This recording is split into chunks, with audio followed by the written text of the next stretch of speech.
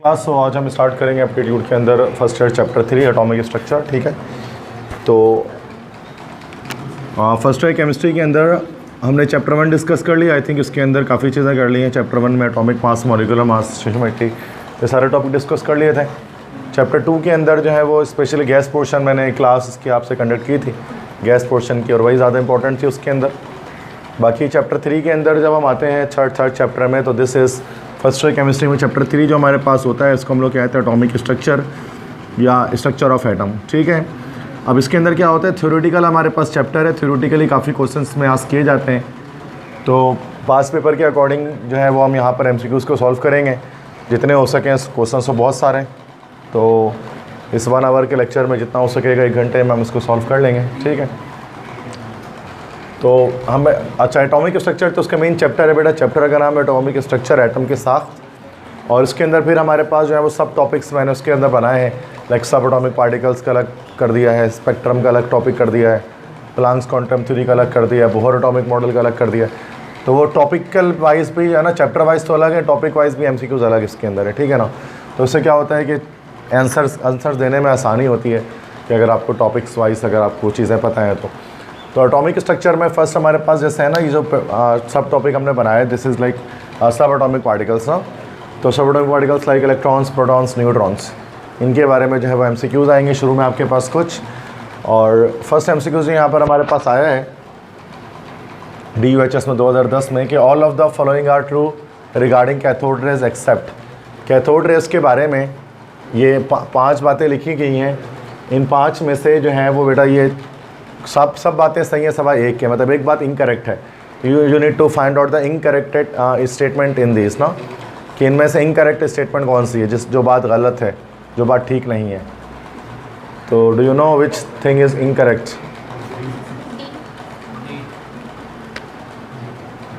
First है these rays carry a negative charge, तो ये बात तो सही है। These rays can be easily deflected by electrostatic field, ये भी सही है। These rays emerge normally from cathode and can be focused by using a concave cathode, ये भी सही है कि कैथोड से निकलते, दैट्स द कैथोड रेज कहलाती हैं। डी है these rays consist of particles called protons, बिल्कुल डी ऑप्शन नहीं हो सकता चूँकि ये प्रोटॉन्स पर मुश्तमिल नहीं होते हैं, ये इलेक्ट्रॉन्स पर मुश्तमिल होते हैं। The cathode rays are easily deflected by magnetic field, ऐसा भी होता है। तो यहाँ पर डी जो है, जो आपने सही कहा कि it is an incorrect statement, ये करेक्ट स्टेटमेंट नहीं है। ठीक है, तो 2010 में ये सवाल आया था DUHS के टेस्ट में, चैप्टर सब एटॉमिक पार्टिकल्स है। नेक्स्ट हम आते हैं अगले क्वेश्चन है सेकंड है विच of the following statement is correct. Second question में भी बताना ये कि बताएं इन 5 में से कौन सी स्टेटमेंट हमारे पास करेक्ट है। ये 2011 में आया डाउ के टेस्ट में।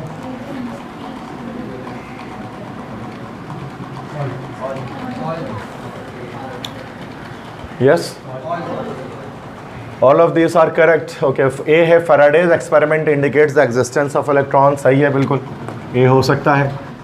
B है Crookes tube experiments shows the presence of electrons and protons, ये भी हो सकता है। ठीक है, डिस्चार्ज ट्यूब एक्सपेरिमेंट के अंदर ही हमें इलेक्ट्रॉन प्रोटॉन दोनों डिस्कवर हुए थे। C है radio activity confirms the presence of electrons and protons, ये भी सही है। Chadwick experiment shows the presence of neutrons, ये भी सही है, बिल्कुल सही। जिसने ऑल कहा तो ये सारी स्टेटमेंट हमारे पास करेक्ट है, तो ई ऑप्शन हमारे पास करेक्ट है। ये सारी स्टेटमेंट ऊपर अगर आपने पढ़ा है एटॉमिक स्ट्रक्चर तो ये सारी बातें होती हैं। थर्ड है the nature of positive raise depends on dash, ये तो एनईडी में भी आया था। Yes, see the nature of residual gas पर डिपेंड करती है। ठीक है, तो जो रेजिडुअल गैस है उस पर डिपेंड करती है नेचर जो होती है, लाइक पॉजिटिव रेज की या प्रोटॉन्स की, मतलब गैस पर डिपेंड कर रही होती है ना वो, जबकि कैथोड रेज जो है वो नेचर ऑफ गैस पर डिपेंड नहीं करती। तो ये एक फ़र्क है, एक डिफरेंस है। Fourth the mass of an electron is dash, electron का मास कितना होता है, ये लास्ट टाइम हमने इसको फाइंड आउट किया भी था AMU में। सी ऑप्शन है 0.000550। तो ये हमारे पास जो है वो इलेक्ट्रॉन का मास होता है, बहुत कम होता है देखा जाए तो। 1 AMU तो समझो एक प्रोटॉन या एक मास है। अब 0.5 तो हो नहीं सकता था, जो कि जाहिर सी बात है, एक प्रोटॉन 2 इलेक्ट्रॉन के बराबर थोड़ी ना होता है। एक प्रोटॉन 1836 इलेक्ट्रॉन्स के बराबर होता है, इसलिए 0.5 से भी कोई बहुत छोटी वैल्यू होगी, तो ये सी ऑप्शन हमारा 0.00055 AMU। ठीक है, तो NTS में आया था 2019 में, MD कैट का जो टेस्ट उसमें आया था, नम्स का टेस्ट 2020 में हुआ था, उसमें भी रिपीट हुआ था ये सवाल। ठीक है, तो ये चीज़ हो गया हमारा क्वेश्चन 4। समझ आगे बात सारी क्लियर है सारे? ओके, उसके बाद नेक्स्ट क्वेश्चन की तरफ बढ़ते हैं। Question 5, which of the following has the lowest e by m ratio. इनमें से बताएं किसका ई बाय एम रेशियो हमारे पास जो है वो लोएस्ट है, सबसे कम है।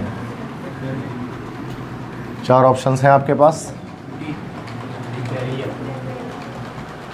Yes, e by m ratio lowest किसका होगा? ठीक है, देखें 2020 में ये सवाल आया, नम्स में 2019 में आया, MD कैट में 2020 में आया, तो हमने किया भी था इसको सॉल्व। ठीक है, आया हुआ 2020 में, हमने जब पास पेपर को ईयर वाइज कर रहे थे तो वहाँ पर मैंने ये क्वेश्चन आपको कराया था। तो ई बाय एम रेशियो में मैंने बताया था कि नीचे मास है ना, तो जिसका एटॉमिक मास हमारे पास सबसे ज़्यादा होगा उसका सबसे कम ई बाय एम रेशियो हमारे पास होगा। तो एटॉमिक मास सबसे ज़्यादा किसका इन चारों में से? बेरिलियम का है ना भाई, इसलिए बेरिलियम का हमारे पास ई बाय एम रेशियो जो है वो लोएस्ट आएगा। ठीक है, जो कि डेनोमिनेटर में वैल्यू बड़ी होगी तो ओवरऑल वैल्यू हमारी स्मॉल हो जाएगी ई बाय एम की, या चार्ज टू मास रेशियो जो हमारा होता है। तो ये तो हो चुका है। ठीक है, दैट्स डी ऑप्शन हो जाएगा उसका। 6 है, ये NED में आया था 2005, 7, 9 तीनों साल रिपीट हुआ था। तो cathode rays confirms the presence of particles of an atom dash. Electron की प्रेजेंस को ये कंफर्म करता है कैथोड रेस, बिल्कुल सही, बी ऑप्शन।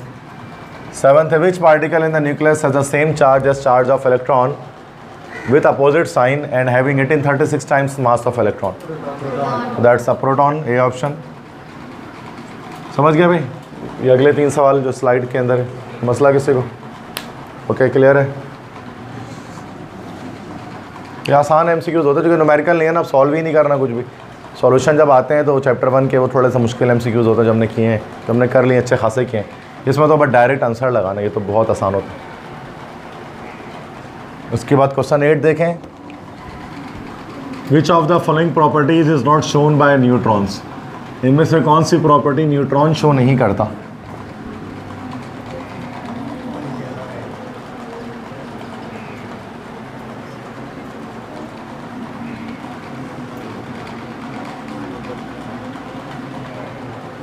जिसमें से कौन सी प्रॉपर्टी है जो न्यूट्रॉन को शो नहीं करता?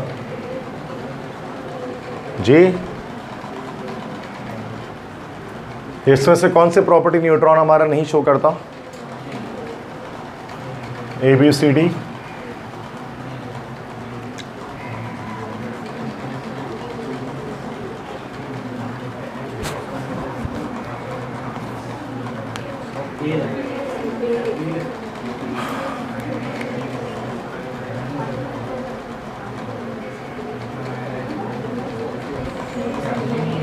हाँ भाई, ABCD।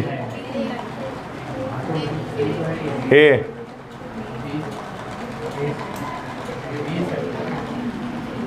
चेक करते हैं। ए है, they can not ionize gases. जब देखो, आयोनाइज का मतलब होता है इलेक्ट्रॉन्स के रिजेक्ट करना, इलेक्ट्रॉन्स को बाहर निकाल देना, दैट इज आयोनाइजेशन। अगर कोई पार्टिकल है जो मूव कर रहा है और उसका मास भी है, तो डन है कि वो आयोनाइज कर सकता है। ठीक है ना, उसके लिए वो आयोनाइज करेगा क्योंकि इसका मास भी है, मतलब मोमेंटम है ना उसके पास, एक उसके पास मास भी, उसके पास वेलोसिटी भी है। जिन पार्टिकल्स के पास मोमेंटम होती है तो वो लाजमी गैसेस को, किसी भी एटम को आयनाइज कर सकते हैं, उनके इलेक्ट्रॉन को इजेक्ट कर सकते हैं। जैसे अल्फ़ा पार्टिकल्स, बीटा पार्टिकल्स, क्योंकि ये मास होता है इनका, ये पार्टिकल नीचे रखते हैं, दैट्स वाई क्या करते हैं, गैसेस को आयनाइज कर देते हैं। सेम यही जो है वो गैमा रेस के अंदर जो है वो आयोनाइजेशन की सलाहियत नहीं होती, सबसे लोएस्ट आयोनाइजेशन पावर होती है, बिकॉज इसका मास नहीं होता। मोमेंटम में सिर्फ वेलोसिटी से मोमेंटम नहीं बनता है, मास को होना भी ज़रूरी है, वरना ओवरऑल मोमेंटम ज़ीरो हो जाता है। सिंपल, आप जानते हैं लीनियर मोमेंटम के बारे में, फिजिक्स में पढ़ते हैं आपने। तो न्यूट्रॉन जो है ना वो मूव भी करता है, जाहिर सी बात है, वेव की सूरत में निकलता है भी, और उसका मास भी होता है। तो मोमेंटम है, इसके पास मोमेंटम है, तो इसका मतलब ये कि आयनाइज कर सकता है। ये ऑप्शन नहीं है। ठीक है, सी ऑप्शन है, बी ऑप्शन बाद में देखेंगे। सी ऑप्शन है, they have more penetration power than alpha and beta rays. बिल्कुल ऐसा ही होता है कि पेनिट्रेशन पावर हाईएस्ट होती है। Neutrons have the highest penetration power among all the radioactive rays. Gamma rays से ज़्यादा पेनिट्रेशन पावर हमारे पास जो है ना वो न्यूट्रॉन की होती है। ठीक है, जब ये रेस की सूरत में निकलती हैं। तो गैमा रेस की वैसे अल्फ़ा बीटा गैमा के अंदर पेनिट्रेशन पावर गैमा की हाईएस्ट होती है, ठीक है, लेकिन न्यूट्रॉन की गैमा रेस से भी ज़्यादा होती हैं। लेकिन हम उसको इलेक्ट्रोमैग्नेटिक स्पेक्ट्रम में नहीं रख सकते हैं, चूँकि neutron is not an electromagnetic wave, वो पार्टिकल नेचर रखती है। लेकिन मोस्ट पेनिट्रेटिंग पावर इसकी क्या होती है, तो बिल्कुल मोर पेनिट्रेशन पावर है अल्फ़ा बीटा गैमा रेस से भी। They are not deflected in magnetic field, ऐसे ही है भाई, बिल्कुल मतलब डिफ्लेक्ट होते हैं, ठीक है, सॉरी डिफ्लेक्ट नहीं होते हैं, तो करेक्ट स्टेटमेंट है। They are not deflected in electric field because they have no charge, चूँकि इनके पास चार्ज नहीं होता, दैट्स वाई इनके अंदर डिफ्लेक्शन नहीं होती, ठीक है, ना पॉजिटिव प्लेट की तरफ ना नेगेटिव प्लेट की तरफ। तो बच गया हमारे पास, सिंपल से बात है, बी अब हो ना हो बी ही करेक्ट है, कुछ भी कर लो आप, क्योंकि बाकी तीन तो है नहीं सही ऑप्शन। बी क्यों करेक्ट है, they are used for fusion reactions, क्योंकि न्यूट्रॉन्स का इस्तेमाल फ्यूजन रिएक्शंस के अंदर नहीं होता। न्यूट्रॉन्स का जो इस्तेमाल होता है वो होता है फ्यूजन रिएक्शंस के अंदर। तो there is the difference between fusion and fission. Physics में आप पढ़ते हैं न्यूक्लियर फिजन, जिसके अंदर हमारे पास एक जो पेरेंट न्यूक्लियाई है वो न्यूट्रॉन्स के बम्बार्डमेंट की वजह से डॉटर न्यूक्लियाई में कन्वर्ट हो जाता है। जैसे यूरेनियम जो है वो क्रिप्टॉन और बेरियम में टूट जाता है, ये आपने पढ़ा होगा न्यूक्लियर फिजिक्स के अंदर। तो लेकिन फ्यूजन इसका उल्टा है। फ्यूजन में क्या होता है कि दो छोटे न्यूक्लियस मिलकर या आइटम्स मिलकर एक बड़ा न्यूक्लियाई फॉर्म करते हैं, ठीक है, जैसे दो हाइड्रोजन मिलकर हीलियम एक फॉर्म करता है। उसमें न्यूट्रॉन्स की नीड नहीं होती है, वहाँ को बम्बार्डमेंट करने की ज़रूरत नहीं है, वहाँ फ्यूज़ हो जाते हैं दो आइटम्स आपस में। तो दैट्स वाई हम यहाँ पर कह सकते हैं कि ये स्टेटमेंट गलत है कि they are used for fusion reaction. Nuclear fusion अलग चीज़ है, न्यूक्लियर फिजन अलग चीज़ है, अगर दोनों न्यूक्लियर रिएक्शंस ही हैं, बट फिजिक्स के अंदर बहुत वाइड डिफरेंस है। फ्यूजन के अंदर एनर्जी बहुत ज़्यादा रिलीज़ होती है, फिजन के अंदर एनर्जी रिलीज़ कम होती है फ्यूजन के मुकाबले में। न्यूक्लियर फिजन जो है वो रिएक्शन है जो एटॉमिक बॉम्ब के अंदर होता है, एटम बॉम्ब में हो रहा होता है, ठीक है, और न्यूक्लियर फ्यूजन वो रिएक्शन है जो हाइड्रोजन बॉम्ब्स के अंदर चल रहा होता है, ठीक है। तो they are different bombs. Okay, 9 है, from the discharge tube experiment it is concluded that. Discharge tube experiment से क्या पता लगता है, बताइए, क्या कंक्लूड कर सकते हैं, क्या नतीजा निकलता है डिस्चार्ज ट्यूब एक्सपेरिमेंट से?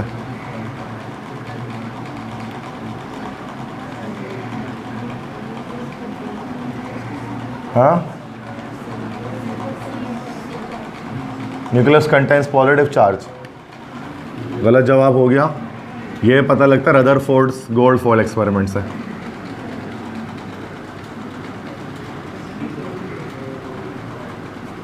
इसका आंसर ये है, ये कहाँ से हो गया? गोल्डफॉल के एक्सपेरिमेंट से पता लगा था न्यूक्लियस होता है उसका पॉजिटिव चार्ज होता है। ये कंक्लूजन थी रदरफोर्ड एक्सपेरिमेंट की, गोल्डफॉल एक्सपेरिमेंट की। अब बताएं, भी हो गया, उसका मतलब मैटर कंटेंट इलेक्ट्रॉन्स, मैटर के अंदर इलेक्ट्रॉन होता है, ये कंक्लूजन थे डिस्चार्ज ट्यूब एक्सपेरिमेंट की।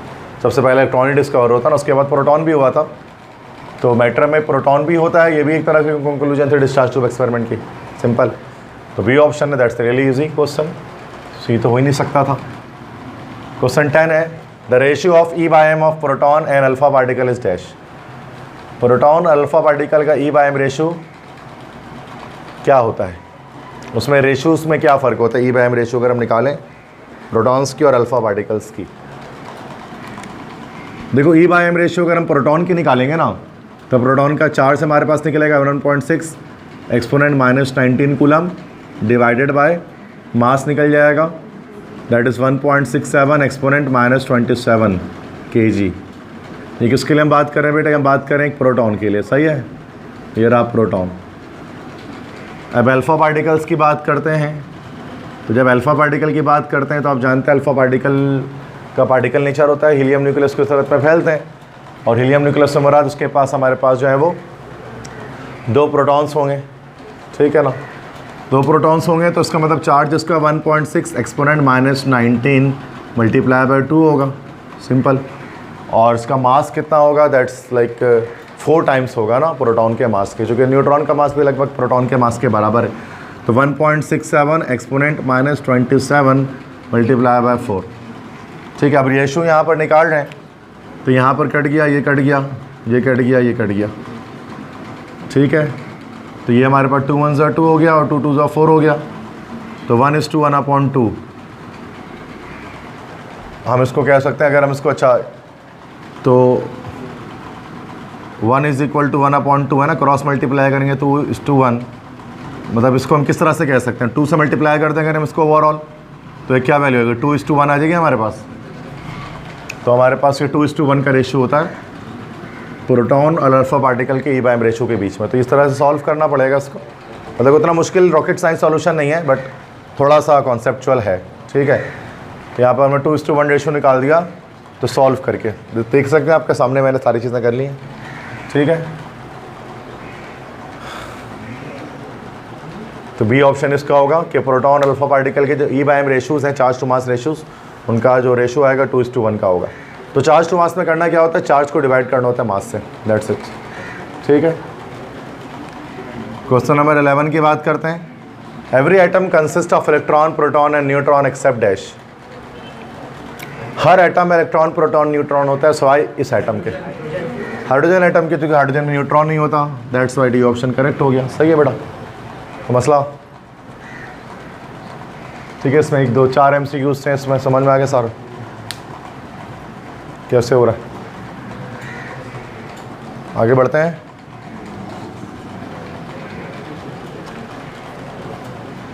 Twelfth question, E/m ratio of canal rays is less than that of cathode rays, the reason is what. Canal rays, canal rays किसे कहते हैं अगर आप जानते हैं तो कैनल रेस हम लोग जो है वो एनोड रेस को ही कहते हैं या प्रोटॉन्स को कहते हैं। कि प्रोटॉन का चार्ज टू मास रेशियो कम होता है इलेक्ट्रॉन के चार्ज टू मास रेशियो से, क्या वजह है, क्यों ऐसा। E/m रेशियो प्रोटॉन का क्यों बहुत कम होता है इलेक्ट्रॉन के मुकाबले में, मास ज़्यादा होता है प्रोटॉन का, चूँकि चार्ज तो सेम होता है लेकिन नीचे डेनोमिनेटर में वैल्यू बड़ी हो जाती है प्रोटॉन के लिए, तो ओवर वैल्यू छोटी निकल कर आ रही थी सामने, ठीक है। तो यहाँ पर इसका आंसर हमारे पास हो गया A option, greater mass of canal rays. Canal rays हम लोग पॉजिटिव रेस, एनोड रेस या फिर क्या कहते हैं इसको, लाइक इलेक्ट्रॉन प्रोटॉन्स को हम लोग कह रहे होते हैं, ठीक है। ओके, सारी चीज़ें देखी हैं। 13 है, colour of glow produced in discharge tube.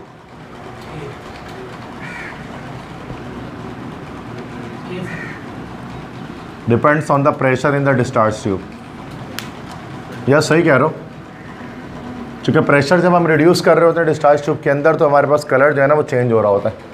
पहले प्रेशर थोड़ा सा कम करते हैं तो एक ग्रीन ग्लो आता है, फिर और थोड़ा सा हम उसको कम कर देते हैं तो फिर उसके बाद फिर रेड ग्लो भी आ रहा होता है। तो ग्लो जो है ना, जो कलर आ रहा होता है डिस्चार्ज ट्यूब के अंदर, वो आ रहा होता है प्रेशर को रिड्यूस करने पर। प्रेशर हम फर्दर रिड्यूस करते जाते हैं तो कलर चेंज होता जाता है डिस्चार्ज ट्यूब के अंदर, ठीक है। तो ये ऑप्शन करेक्ट हो गया। 14th है, the charge of 1 proton is, that's really easy, बहुत आसान है। बोलो क्या है चार्ज प्रोटॉन का, कितना होता है, तो बच्चा जानता है 1.6 एक्सपोनेंट -19 कूलम, नम्स में आया था 2019 में, ठीक है। सही है, इजी क्वेश्चन था। मसला समझ में आ गया सारे। ये सब एटॉमिक पार्टिकल्स के MCQs चला रहे हैं इलेक्ट्रॉन, प्रोटॉन, न्यूट्रॉन के हवाले से। नेक्स्ट क्वेश्चन देखें, ये हमारा चैडविक एक्सपेरिमेंट है, इजी है। बेरिलियम मेटल पर जेम्स चैडविक ने क्या किया भाई, उसने हीलियम या अल्फा पार्टिकल्स को बम्बार्डमेंट कर दिया, तो क्या बनेगा, न्यूट्रॉन के अलावा क्या बनेगा, कार्बन 13 बनेगा, कार्बन 12 बनेगा ना भाई, तो यही बनेगा हमारे पास कार्बन 12।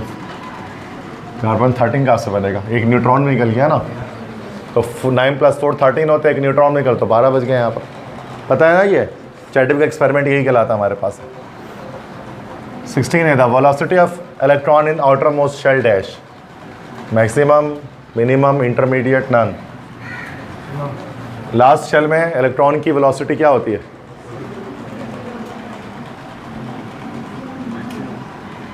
तुक्का मार रहे हो, किसने कहा ऐसा,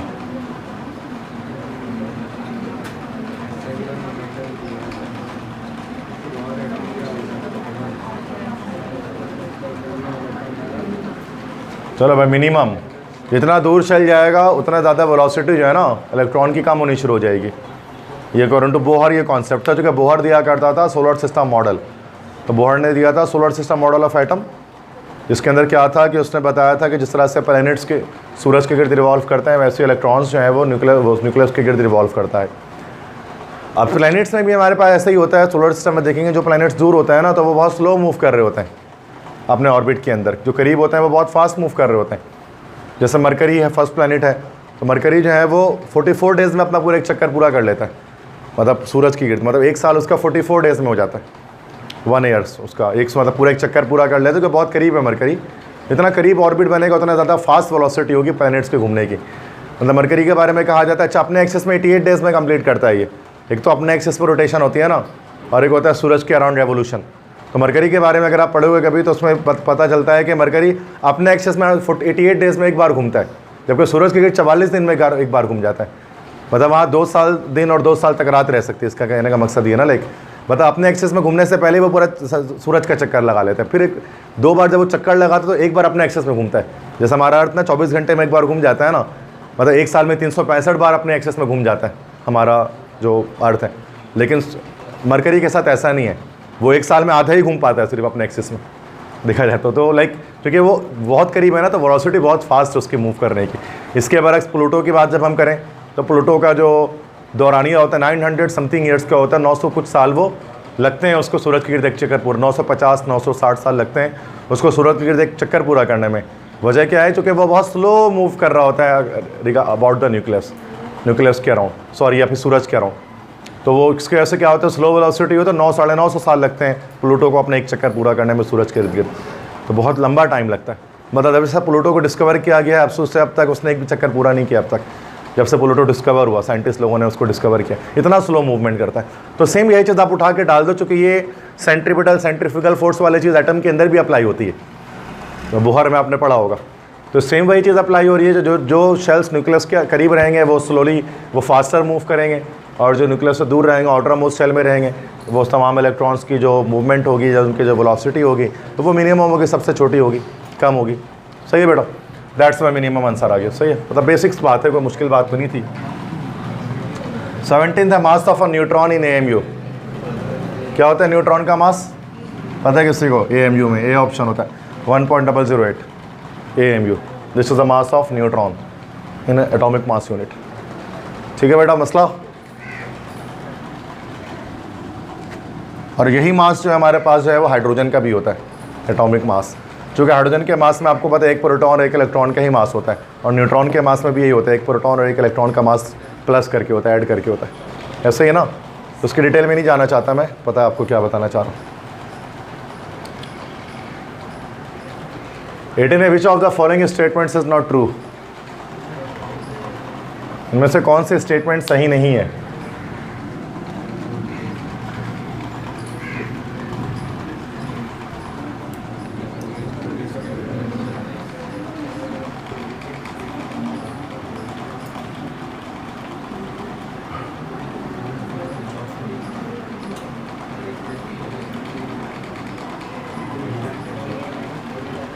हाँ जी,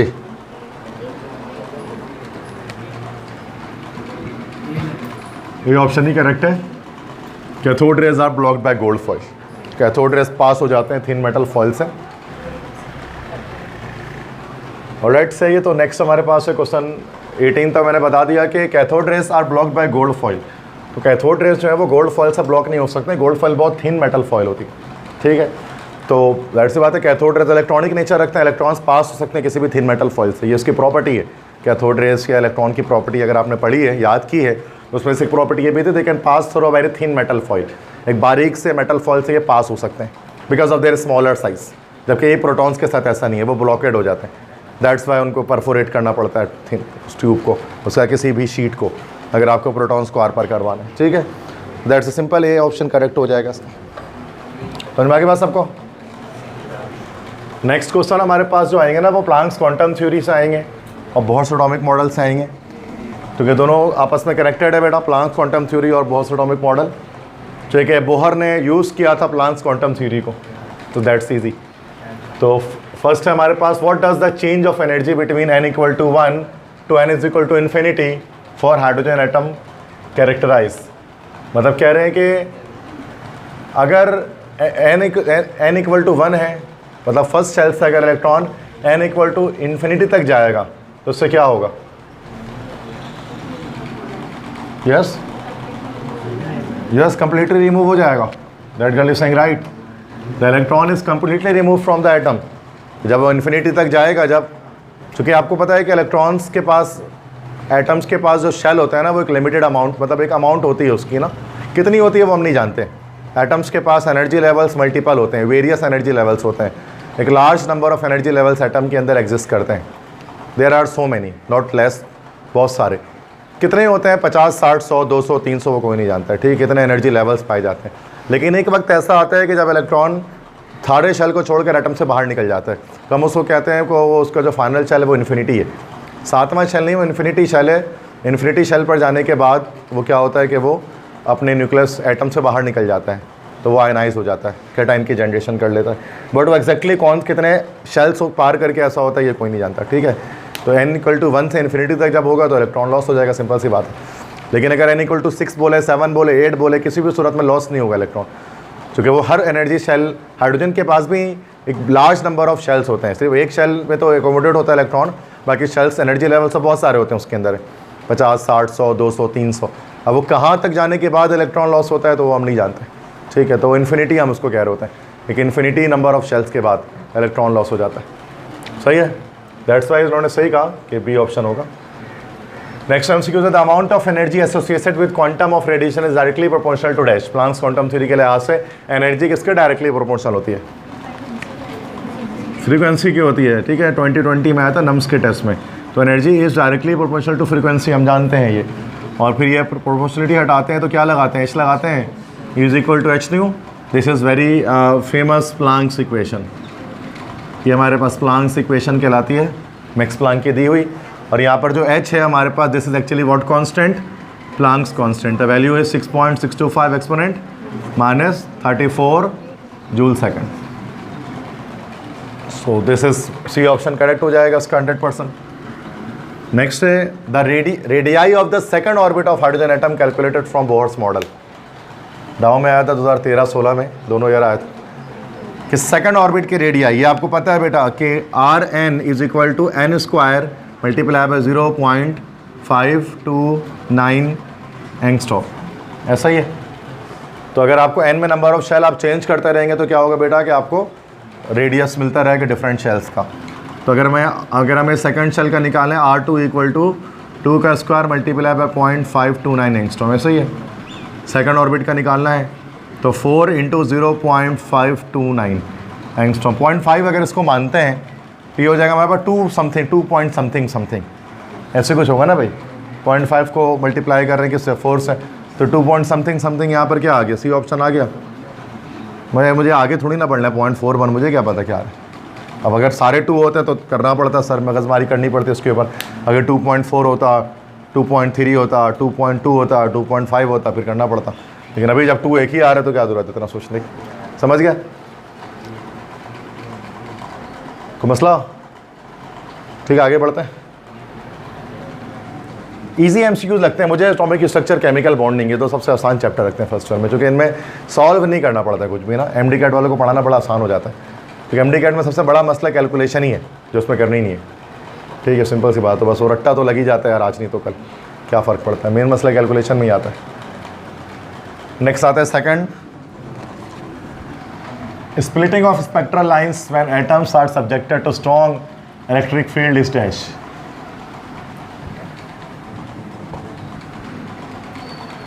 देखो बोहर्स के रिजेक्शन में अगर आप शायद ये आपने ये पता नहीं कौन सा ईयर होगा, ये फेडरल बोर्ड का है वैसे ही एमसीक्यू क्वेश्चन 2। हाँ पढ़ाया था, कौन सा इफेक्ट है ये? बिल्कुल सही कह रहे हो। देखो स्टार्क और ज़ी-मैन इफेक्ट याद आ रहा है? कुछ नहीं आया? ओके, देखो होता क्या है कि लाइक जब हम बात करते हैं ना नील्स बोहर के लिहाज से, बोहर्स एटॉमिक मॉडल जो कहता है लाइक इस तरह से कि जो एटम्स का स्पेक्ट्रा बनता है वो लाइन स्पेक्ट्रम जनरेट होता है because of discontinuous emission of energy, that's why. तो इस तरह से स्पेक्ट्रा बन रहा होता है। अगर हम एक शीट पर ऑब्टेन करें बेटा उसको तो इस टाइप का बनेगा कि एक हमारे पास ये एक लाइन आ गई यहाँ पर, दूसरी लाइन आ गई यहाँ पर, ये रही दूसरी लाइन, सेकंड लाइन है ये थोड़ी थिक है, ठीक है। उसके बाद तीसरी लाइन आ गई, this is the third line, third one line.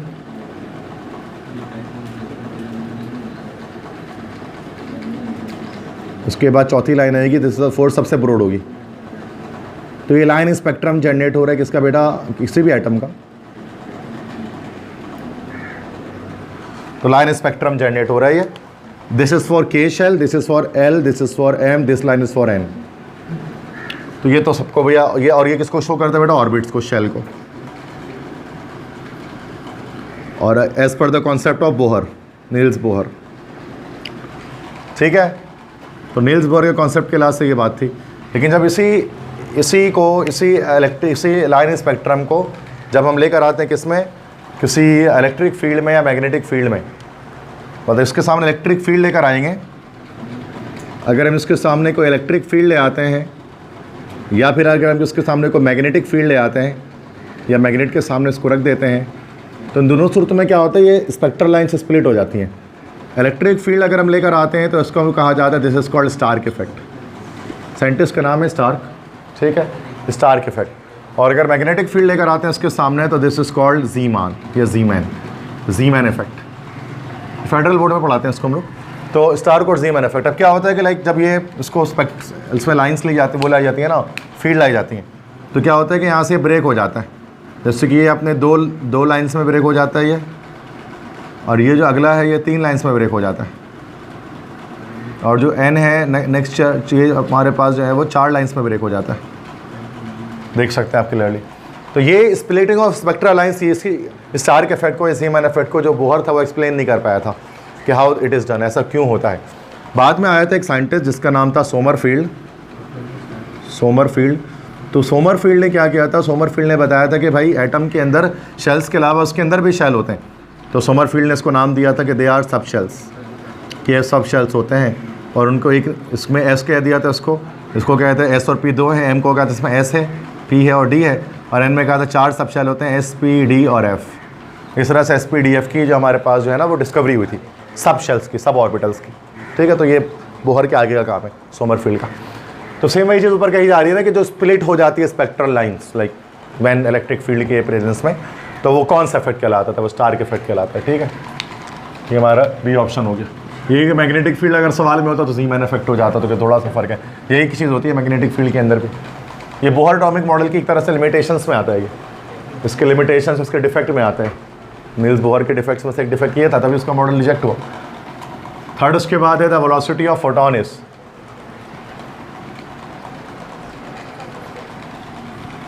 Photon की वेलोसिटी मतलब वही कि एनर्जी की वेलोसिटी या क्वांटम की वेलोसिटी।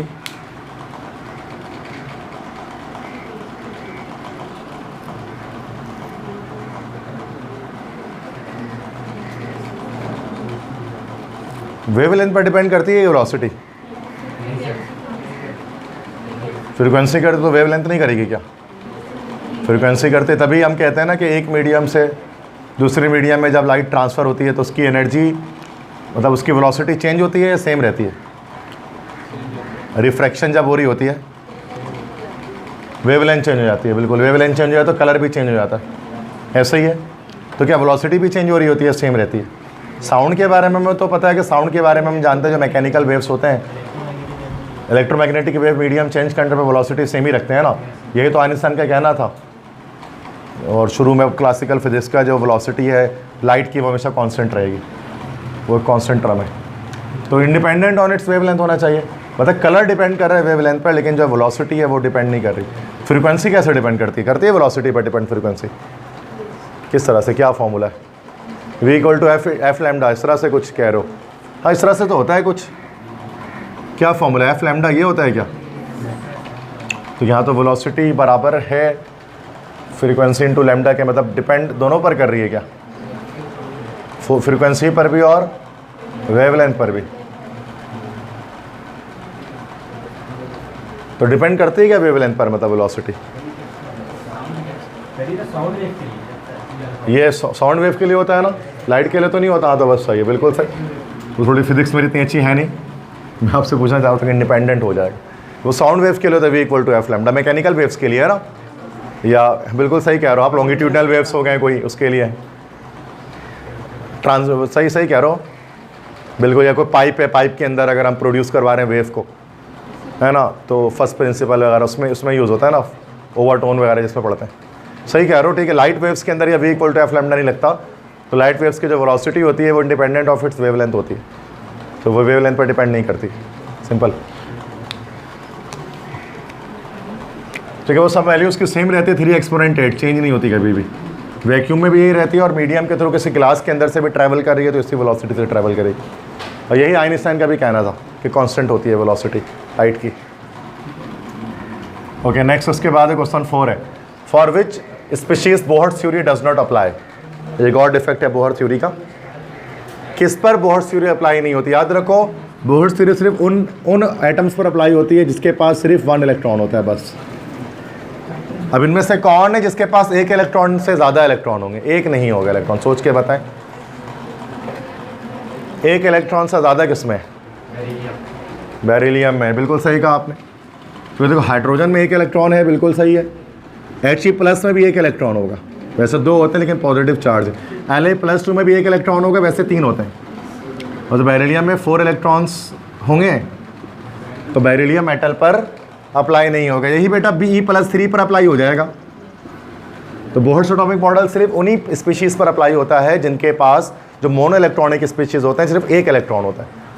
और ये भी एक डिफेक्ट था क्योंकि सारे आइटम पर नहीं लगता था बोहर एटॉमिक मॉडल, तो this one of the defect जिसकी वजह से रिजेक्शन हुई मॉडल की। समझ गए? हमने जब उसको पूरे डेरिवेशन की ना बोहर की फर्स्ट ईयर में, तो उसमें 1 इलेक्ट्रॉन लेके ही किया, तभी हाइड्रोजन का आइटम लिया था हमने। हमारा दूसरा आइटम नहीं, अगर लिथियम हमें लेना होता तो हम लिथियम +2 लेते हैं, 3 इलेक्ट्रॉन वाला लिथियम नहीं ले सकते थे, पॉसिबल ही नहीं था, वो फिर फेल हो जाता थ्योरी उसका। समझ गए? तो ये एक डिफेक्ट था इसका। तो मसला थर्ड वाला again this one. Okay, MCQs third जो हमारे पास इसका ऑप्शन है उसका डिपेंड्स ऑन इट्स वेवलेंथ होगा, दैट्स बी ऑप्शन, कि वेवलेंथ पर डिपेंड करती है जो वेलोसिटी ऑफ फोटोन है, तभी उसकी डायरेक्शन वेलोसिटी चेंज हो रही होती है, तभी उसकी डायरेक्शन भी चेंज हो रही होती है। क्योंकि हमने यही पढ़ा कि डायरेक्शन इसी वजह से चेंज होती है, बेंड इसी वजह से लाइट हो रही थी, वेलोसिटी चेंज हो रही होती है, दैट्स वाई बेंड हो रही होती है। और वेवलेंथ चेंज होने पर कलर चेंज हो रहा होता है, तो वेवलेंथ का चेंज होना कलर को चेंज होने को बताता है, और जो बेंड होने वेलोसिटी को चेंज होने को बताता है, तभी बेंड होती है लाइट। तो जो मेरा आइडिया है, ठीक है, तो सिंपल ये हो जाएगा। फोटोन से मुराद यहाँ पर लाइट ही है, क्वांटा ऑफ लाइट, ठीक है। नेक्स्ट आता है क्वेश्चन 6, देखते हैं। Potential energy of an electron of N orbit is dash, कि पोटेंशियल एनर्जी एक इलेक्ट्रॉन की कैसी होती है अपने ऑर्बिट के अंदर।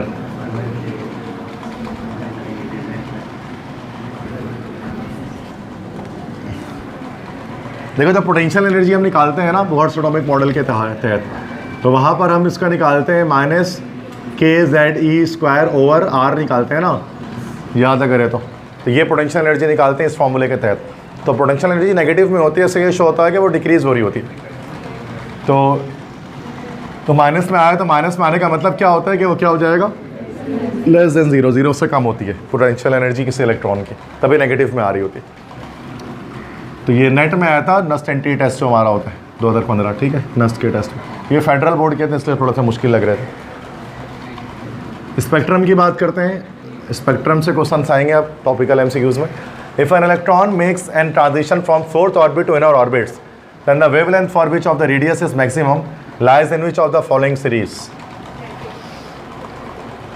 नेट 2015 के एमसीक्यूज है ये कि अगर इलेक्ट्रॉन ट्रांजिशन कर रहा है 4th ऑर्बिट से इनर ऑर्बिट पे आ रहा है, then the wavelength for which the radius is maximum lie in which of the following series.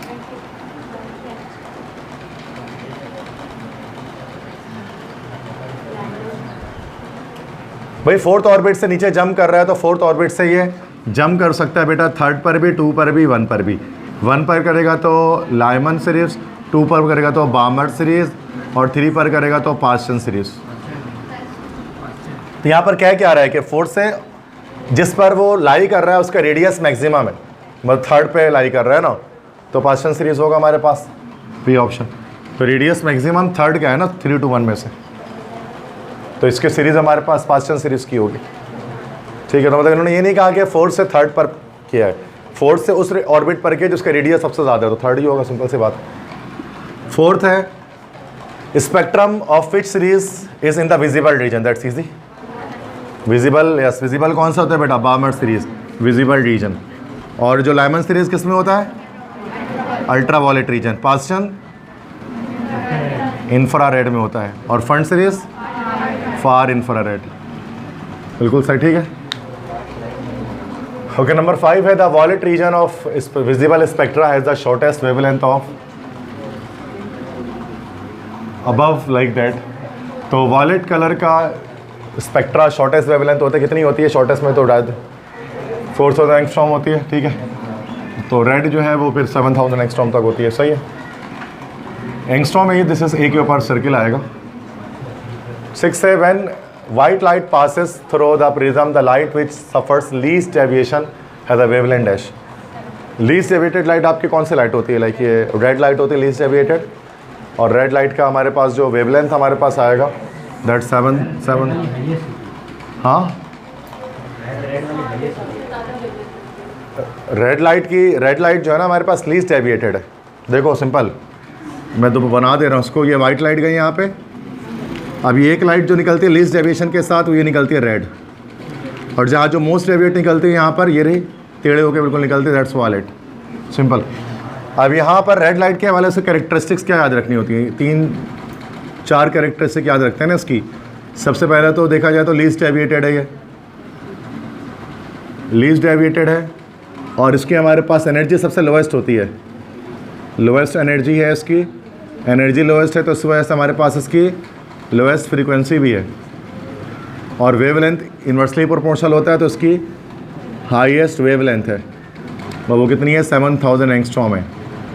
इसी में अगर आप इसकी बात करोगे ना वॉलेट कलर की, तो ये हमारे पास के 4 प्रॉपर्टी याद रखनी होती है। पहली बात ये मोस्ट डेविएटेड होती है, दूसरी बात इसकी एनर्जी हमारे पास हाईएस्ट होती है, और एनर्जी हाईएस्ट होती है तो फिर फ्रीक्वेंसी भी हाईएस्ट होती है according to Planck's quantum theory, और फ्रीक्वेंसी हाईएस्ट होती है तो इसकी वेवलेंथ हमारे पास लोएस्ट वेवलेंथ जनरेट होती है, और वो कितनी होती है? दैट्स 4000 एंगस्ट्रॉम, ठीक है। तो यहाँ पर तो दैट्स भी बात है ना कि ये लीस्ट डेविएशन रेड कलर की है, रेड लाइट की जो वेवलेंथ हमारे पास है 7000 एंगस्ट्रॉम, दैट्स इट, ठीक है।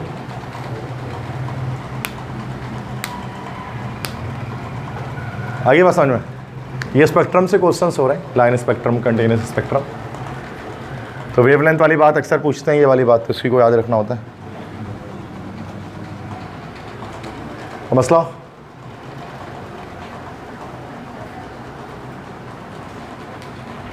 The third line in Balmer series corresponds to an electronic transfer between Bohr's orbit in hydrogen atom. तो कहते हैं बामर सीरीज में थर्ड लाइन कब जनरेट होगी? देखो बामर सीरीज कब होगा? जब हमारे पास इलेक्ट्रॉन जो है वो हायर शेल से किस शेल पर आएगा? सेकंड शेल पर आएगा। अब थर्ड से भी आ सकता है, फोर्थ से भी आ सकता है, फिफ्थ से भी आ सकता है, ऐसे भी आ सकता है, ऐसे भी आ सकता है, ऐसे भी आ सकता है। First line, second line, third line. तो थर्ड लाइन बामर सीरीज से कब जनरेट होगी? जब वो फिफ्थ से जंप करेगा, किस पर? सेकंड पर जंप करेगा, ऐसा ही है। तो ये ऑप्शन करेक्ट है कि 5 से 2 पे जंप जब करेगा तो हमारा जो है वो थर्ड लाइन आएगी बामर सीरीज़ की। वरना फोर्थ से भी कर सकता है और थर्ड से भी कर सकता है, क्योंकि सेकंड पे जब लाई करेगा, अगर ग्राउंड स्टेट उसकी सेकंड शेल होगी तो जो स्पेक्ट्रल लाइन्स ऑब्टेन होने वाली हैं वो बामर सीरीज़ की होने वाली हैं, दैट्स इट।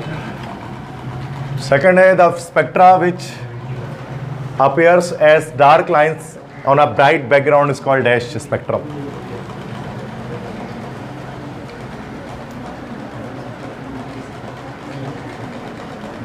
देखो दो तरह के स्पेक्ट्रम, लाइन स्पेक्ट्रम जो है ना, लाइन स्पेक्ट्रम दो तरह का हमारे पास जनरेट होता है। एक हमारे पास कहलाता है एमिशन स्पेक्ट्रा, और ये एक एब्जॉर्प्शन होती है। फेडरल बोर्ड में पढ़ते हैं इसको, एमिशन और एब्जॉर्प्शन स्पेक्ट्रा, ठीक है। तो एमिशन स्पेक्ट्रम में क्या होता है हमारे पास से, जो हम लोग जो पढ़ रहे होते हैं ना अक्सर, वो एमिशन ही पढ़ रहे होते हैं कि ब्लैक बैकग्राउंड पर ब्राइट लाइंस हमारे पास होती हैं, ठीक है। तो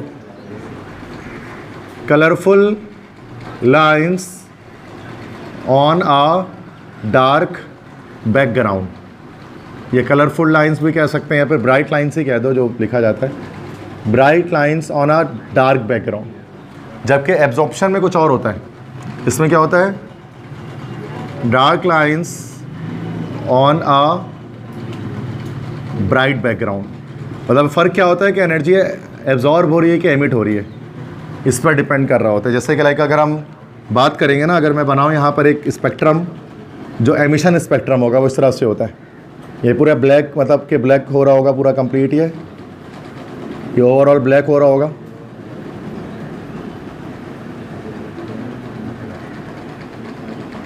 ये पूरा ब्लैक बैकग्राउंड होगा जब हम स्क्रीन में ऑब्टेन करेंगे। इस ब्लैक बैकग्राउंड में क्या होगा, हमारे पास जो है ना वो कुछ कलरफुल लाइंस इसके अंदर आ जाएंगी, जैसे रेड लाइट आ गई, अलग अलग कलर्स की लाइट यहाँ पर लाइंस आ जाएंगी, ठीक है। तो ये हमारे पास क्या होगा, this is called emission spectrum. ये एमिशन होता है जिसको हम लोग इसी को पढ़ रहे होते हैं सिंध बोर्ड के अंदर, लेकिन उसका उल्टा भी एक होता है, तो वो हमारे पास कहलाता है एब्जॉर्प्शन स्पेक्ट्रम। उसमें क्या होता है कि लाइक कुछ लाइंस होती हैं हमारे पास, जैसे कि लाइंस बनी हुई है इस तरह से, ब्लैक लाइंस होती हैं, डार्क लाइंस, और बैकग्राउंड हमारे पास कलरफुल होता है। ये जैसे यहाँ पर जैसे कि ब्लैक आ गया, ये हमारे पास जैसे कि रेड आ गया, ये हमारे पास तरह से ग्रीन आ गया, तो ये हमारे पास कहलाता है this is called absorption spectrum, ठीक है। तो फ़र्क है ना दोनों में, दोनों एक दूसरे का अपोजिट्स हैं। तो यहाँ पर वही कह रहे हैं कि वो स्पेक्ट्रम जिसमें डार्क लाइन होती है ब्राइट बैकग्राउंड पर, तो वो हमारे पास कौन सा स्पेक्ट्रम होता है, दिस इज एब्जॉर्प्शन, ठीक है। तो ईजी है, कोई तो मुश्किल बात नहीं है। नेक्स्ट है when electron jumps from 6 orbit to first orbit, the series is known as, first orbit पे तो लाइमन सीरीज बनेगी, ठीक है भाई, समझ में आ गया।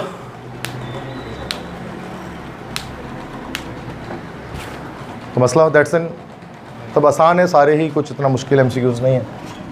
आगे बढ़े। हाइसेनबर्ग अनसर्टेनिटी प्रिंसिपल हमारे पास है, और डी ब्रोगलीज हाइपोथेसिस, ठीक है। तो हाइसेनबर्ग आप जानते हैं, वर्नर हाइसेनबर्ग, जिसने बताया था कि it is impossible to determine the position and momentum of an electron simultaneously with certainty. If you are certain about position, then you will be uncertain about momentum. That's why the product of position and momentum is approximately equal to h upon 2 pi, h cut जिसको हम लोग कहते हैं physics में। ये एक ऐसी बात थी, कुछ बड़ी मुश्किल बात की थी, बड़ी मोटी बात थी कोई इसकी, तभी फिलहाल उसके नहीं आ रहे उसके ऊपर, ठीक है। तो बस हाइसेनबर्ग अनसर्टेनिटी एक चीज़ है, एक प्रिंसिपल है, ठीक है, जो उसने असल में बोहर्ट्ज़ एटॉमिक मॉडल को रिजेक्ट किया था। फिर उसी के बाद डी ब्रोगलीज हाइपोथेसिस थी, इसकी बुनियाद पर ही किया था हाइसेनबर्ग ने। डी ब्रोगली एक फ्रेंच साइंटिस्ट था, लुइस डी ब्रोगली, जिसने बताया था कि जो इलेक्ट्रॉन है उसका वेव नेचर है।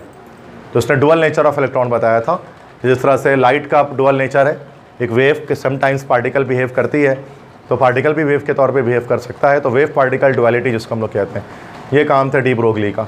बाद में जाकर डेविसन जर्मर, दो साइंटिस्ट हैं, डेविसन जर्मर एक्सपेरिमेंट करके डी ब्रोगलीज हाइपोथेसिस को सही साबित किया गया था। लेकिन शुरू के ज़माने में इसको हाइपोथेसिस बोला जाता था, तो नाम चेंज नहीं किया गया, आज भी इसको हाइपोथेसिस कहते हैं, अगरचे एक्सपेरिमेंटली प्रूव्ड एक हाइपोथेसिस है डी ब्रोगली की, ठीक है।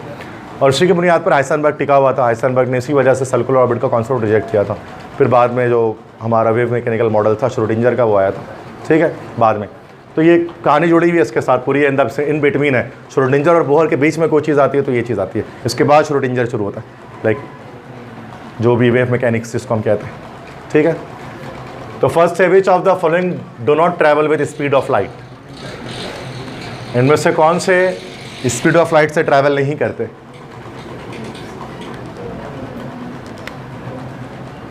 हाँ जी, 3 एक्सपोनेंट 8 मीटर पर सेकंड से कौन ट्रैवल नहीं करता।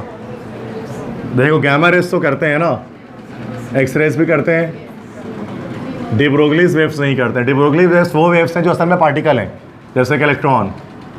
तो इलेक्ट्रॉन का जो वेव नेचर है वो असल में डी ब्रोगलीज वेव है, और जो डी ब्रोगलीज वेव्स होती हैं वो कभी भी स्पीड ऑफ लाइट से ट्रैवल नहीं करती हैं, उससे कम में करती हैं, क्योंकि स्पीड ऑफ लाइट पर पार्टिकल नेचर ख़त्म हो जाता है, वो सिर्फ एनर्जी बच जाती है अकॉर्डिंग टू आइंस्टाइन, ठीक है। तो डी ब्रोगलीज वेव्स के लिए पॉसिबल ही नहीं है कि वो स्पीड ऑफ लाइट से ट्रैवल करें, इट इज़ इम्पॉसिबल। ये एक थ्रेशोल्ड पॉइंट है जो आइंस्टाइन ने कहा था ना, याद होगा आपको, थ्योरी ऑफ रिलेटिविटी में, स्पेशल थ्योरी ऑफ रिलेटिविटी के अंदर, तो वो सिंपल सी बात है कि नहीं वहाँ तक पहुँच सकेगा, ठीक है, डी ब्रोगलीज वेव्स। सेकंड है wavelength of electron was verified bye, electron के वेवलेंथ किसने बताया था, वेरिफिकेशन किसने की थी, अभी तो बताया डेविसन एंड जर्मर, ये फिजिक्स में पढ़ते हैं, केमिस्ट्री में फेडरल बोर्ड में होता है। तो डेविसन एंड जर्मर इसको छोड़ते हैं, अक्सर पेपर में आता नहीं है, चैप्टर 17 शायद उसमें होगा, आई डोंट नो। तो डेविसन एंड जर्मर एक्सपेरिमेंट जो है वो उसमें फिर यही था ना कि डी ब्रोगली की उसको करेक्ट साबित किया गया था। और डी ब्रोगली ने कहा था कि इलेक्ट्रॉन एक वेव भी है, तो लोगों ने कहा भाई इलेक्ट्रॉन वेव है तो वेव का वेवलेंथ भी होगा, इलेक्ट्रॉन का वेवलेंथ बताओ। तो डेविसन जर्मर एक्सपेरिमेंट में वेवलेंथ ही डिटरमाइन किया गया था इलेक्ट्रॉन का, जिससे ये साबित हो गया था कि इलेक्ट्रॉन जो है वो हमारा वेव नेचर भी रखता है, पार्टिकल होने के साथ साथ दोनों नेचर इसका है। तो एक बड़ा एक्सपेरिमेंट था ये, जिसने डी ब्रोगलीज हाइपोथेसिस को सही साबित किया था। अभी काफ़ी डिटेल होती है, लेकिन शायद इंटर में भी हम इसको पढ़ते नहीं है, छोड़ देते हैं, सवाल आता नहीं है पेपर में डेविसन एंड जर्मर का, फिजिक्स में भी नहीं आता, ठीक है। अगर से बुक में है पूरी एक हेडिंग डल के, लेकिन आता नहीं है। तो हमने भी, मुझे ये नहीं पढ़ता, हमने भी अपने दौर में इसको छोड़ा ही था, तो मुझे आज तक नहीं पता ये एक्सपेरिमेंट असल में था क्या। बस पढ़ा है कि इसलिए इलेक्ट्रॉन के वेव नेचर साबित करता था, बट क्या बताता था शायद कोई बहुत मुश्किल बात थी, तो हमारी टीचर ने भी नहीं बताई थी उस बारे में, तो वो समझ में नहीं आती थी, बहुत मुश्किल बात थी कोई एक्सपेरिमेंट। तो वो है, बाकी आप चूँकि उसके बाद फिजिक्स से ताल्लुक़ रहा नहीं तो मैंने पढ़ा भी नहीं इतना ज़्यादा इसको, अगर रहता तो शायद मैं पढ़ लेता। नेक्स्ट है Bohr's model of atom is contradicted by, तो आसान है। बोहर्स मॉडल किसने रिजेक्ट किया? हाँ, हाइसेनबर्ग ने किया, तभी तो मेन ये, इसलिए तो हाइसेनबर्ग था पैदे दुनिया में, इसलिए हुआ था ये कि बोहर को रिजेक्ट करने के लिए, ज़िंदगी का मकसद यही था इसके। Number 5, an uncertainty in the position of electron is zero, then uncertainty in its momentum is dash. देखो बेटा, तो ये चीज़ है ना कि delta x dot delta p is approximately equal to h cut या एन एच अपॉन 2 पाई। सही ना भाई, ऐसे ही था कुछ, ये हमारा लाइक हाइसेनबर्ग अनसर्टेनिटी प्रिंसिपल की इक्वेशन है। तो यहाँ पर ये दिस इज डेल्टा एक्स हमारे पास क्या होता है बेटा, पोजीशन ऑफ इलेक्ट्रॉन, इलेक्ट्रॉन की पोजीशन, और डेल्टा पी हमारे पास होता है this is called momentum of electron. तो इसमें कहा जाता है कि अगर एक तरफ से आप सर्टेन होंगे तो दूसरी तरफ से आप अनसर्टेन हो जाएंगे। अगर आप इसमें अगर कह लें कि पोजीशन ऑफ इलेक्ट्रॉन की अनसर्टेनिटी ज़ीरो है, मतलब यहाँ पर हम 100% सर्टेन है, तो मोमेंटम पे अनसर्टेनिटी हमारे पास कितनी हो जाएगी, इन्फिनिटी, बहुत हाई। मतलब अगर एक चूँकि इलेक्ट्रॉन कंटिन्यूस मोशन में होता है, वेव है, तो वेव की आप पोजीशन और मोमेंटम दोनों एक साथ नहीं बता सकते। It is impossible to determine these two quantities simultaneously in an atom, ठीक है। तो अब इसमें वही चीज़ है कि अगर इसमें अगर आप अनसर्टेन है तो इसमें आप सर्टेन हो जाएंगे, इसमें आप सर्टेन है तो उसमें अनसर्टेन हो जाएंगे। तो यहाँ 0% अनसर्टेनिटी है, मतलब 100% सर्टेन है, तो यहाँ जो है हमारे पास इन्फिनिटी, हमारे पास क्या आ जाएगी, अनसर्टेनिटी। तो ये सिंपल सी हो गया। तो अगर आप पोजीशन पर सर्टेन होते हैं तो पूरी तौर पर आप मोमेंटम पर आप अनसर्टेन हो जाते हैं, अगर आप मोमेंटम पर सर्टेन होते हैं तो फिर पोजीशन पर अनसर्टेन हो जाते हैं। इसी वजह से दोनों को एक साथ डिटरमाइन नहीं किया जा सकता, जैसे कि बोहर कहता था क्या मैं डिटरमाइन कर सकता हूँ मोमेंटम और पोजीशन एक साथ, लेकिन बोहर को ये पता नहीं था कि इलेक्ट्रॉन का नेचर वेव नेचर रखता है, वेव के लिए ऐसा करना पॉसिबिलिटी नहीं है। तो ये डी ब्रोगलीज की बात को मानते हुए ही हाइसेनबर्ग ने ये फिर अपना ये मैथमेटिकल एक्सप्रेशन पेश की थी। चूँकि जो वो था बोहर था, वो कहता था, अगर आपको याद है तो वो कहता था इक्वल टू NH अपॉन 2 पाई ना, डेल्टा एक्स दैट इसको MVR कह देता था, मोमेंटम लीनियर, और पोजीशन को वो रेडियस कहता था, वो कहता था ये बराबर NH अपॉन 2 पाई, बोहर्स क्वांटाइजेशन जिसको हम कहते हैं। तो बोहर्स क्वांटाइजेशन के मुताबिक तो वो कहता था कि ये इक्वल टू बराबर है, लेकिन ये कहता था कि ये बराबर नहीं है, this is approximately equal to, ये लगभग बराबर है लेकिन पूरी तौर पर बराबर नहीं, क्योंकि अनसर्टेनिटी होगी because of the wave nature of electron. ऐसे ही तो कुछ सा याद आ रहा है, कुछ थोड़ा सा मैं इसमें रिफ्रेश करा रहा हूँ आपके माइंड में। तो यहाँ पर इनफाइनाइट, तो डाउ के टेस्ट में आया था 2015 में आया था ये, तो मसला हो जाएगा।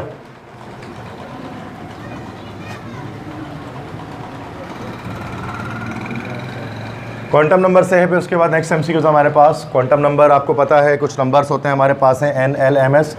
ओके बेटा, सो हमारे पास है क्वांटम नंबर्स के MCQs स्टार्ट करते हैं। क्वांटम नंबर क्या होती है भाई, कुछ नंबर्स होते हैं हमारे पास जो कि लोकेशन बताते हैं एटम के इलेक्ट्रॉन्स के अंदर, ठीक है। तो क्वांटम नंबर्स क्या हमारे पास है, क्वांटम नंबर्स एक्चुअली हमारे पास कुछ नंबर्स हैं, तो जो क्या बताते हैं हमारे पास लोकेशन बताते हैं, tells about the location of electron in an atom। और 4 तरह के होते हैं, आपको पता है क्वांटम नंबर, एक होता है N, एक होता है L, एक होता है M, एक होता है S। N हमारे पास कौन सा क्वांटम नंबर कहलाता है, प्रिंसिपल। L हमारे पास कहलाता है एजिमुथल क्वांटम नंबर या सब्सिडरी क्वांटम नंबर भी कहते हैं ना इसको। M हमारे पास कहलाता है मैग्नेटिक क्वांटम नंबर, और S हमारे पास कहलाता है स्पिन क्वांटम नंबर, ठीक है। प्रिंसिपल क्वांटम नंबर आपको हमारे पास हमेशा क्या बताता है कि नंबर ऑफ ऑर्बिट्स बताता है, ये आपको साइज बताता है शेल का। एजिमुथल क्वांटम नंबर आपको क्या बताता है? शेप बताता है, शेप बताता है भाई सब शेल का। स्मॉल एम आपको बताते हैं ओरिएंटेशन ऑफ ऑर्बिटल, और स्पिन क्वांटम तो स्पिन बताते हैं, ठीक है। भाई ये थोड़ी सी बातें पता होनी चाहिए। प्रिंसिपल क्वांटम नंबर की वैल्यू हमारे पास इंटीजर्स में होती है, एजिमुथल क्वांटम नंबर की वैल्यू हमारे पास होल नंबर में होती है 0 1 2 3। मैग्नेटिक क्वांटम नंबर की वैल्यू हमारे पास, अच्छा एन की वैल्यू नेचुरल नंबर में होती है इसकी, एल की होल नंबर में, एम की होती है इंटीजर में -0 प्लस सब में, और स्पिन क्वांटम नंबर की वैल्यू होती है फ्रैक्शन में प्लस हाफ माइनस हाफ। ऐसा ही है, बस थोड़ा सा इसको रिवाइज कर लें फिर एमसीक्यू स्टार्ट करते हैं। The maximum number of electrons that N orbital can accommodate is dash 2। 2 से ज़्यादा इलेक्ट्रॉन नहीं आ सकते हैं एक ऑर्बिटल में। किसने कहा था ये बात? स्टेटमेंट है किसी की? Yes, that is called Pauli's exclusion principal.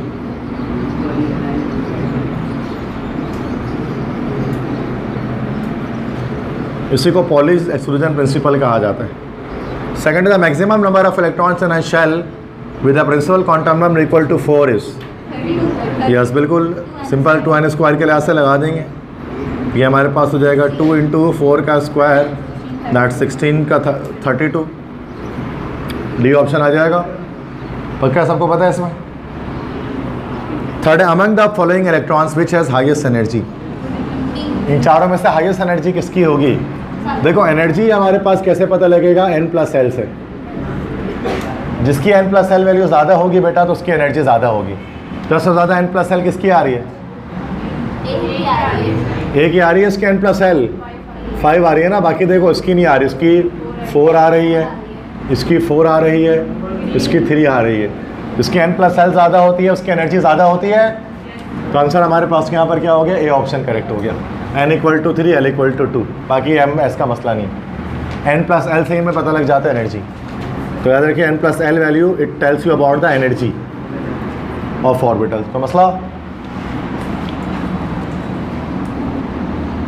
यही कहलाता है n+l रूल, सही है।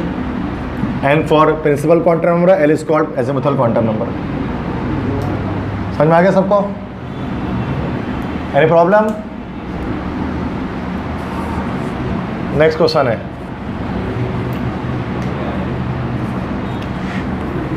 How many electrons can have values n = 2, l = 1 and s = +½ in the configuration?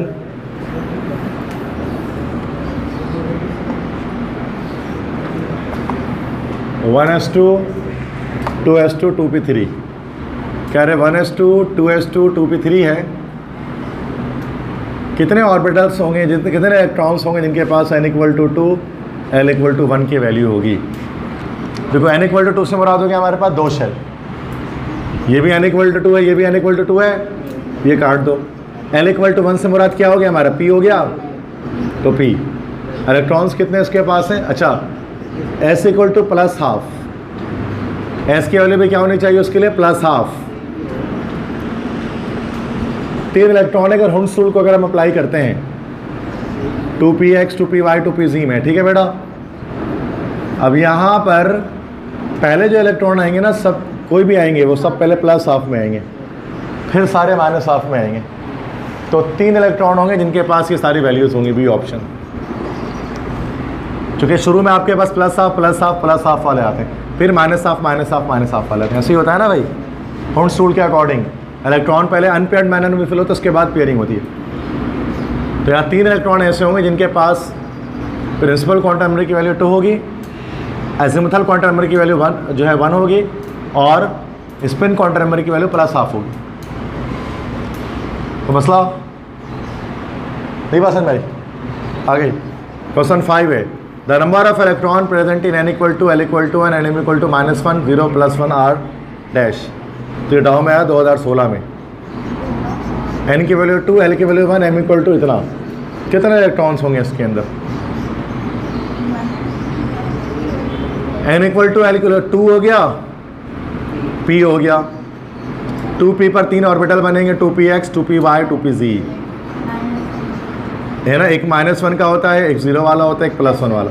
यही होता है ना, तीन ऑर्बिटल्स, 2 इलेक्ट्रॉन्स के पास होंगे, 2 इसके पास होंगे, 2 इसके पास होंगे, तो टोटल इलेक्ट्रॉन कितने आ गए? 6 आ गए। सिंपल, अगर आपको क्वांटम नंबर्स के बारे में आइडिया है तो आपको पता है किस तरह से हो सकता है। 6 है the quantum number of plus half and minus half for the electron is been represent. 2017 में आया था ये NTS में। अगर quantum number value plus half और माइनस हाफ है तो इसकी क्या चीज़ बता रही होती है?